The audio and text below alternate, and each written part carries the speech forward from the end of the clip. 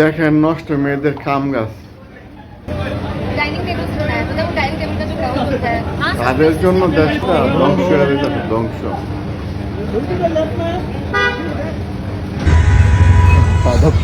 কেমনটা লাগে মাড ঘুরে আপনার মাথা কি ঠিক থাকেনি কোন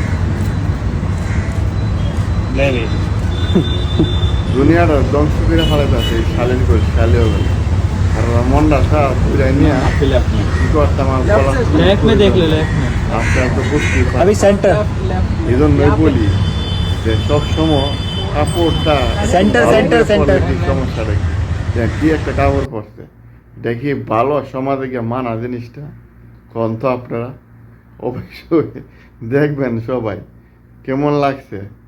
নষ্ট মহিলাদের জন্য আমরা ফেসবুকে ঢুকতে পারি না এখন বর্তমানে।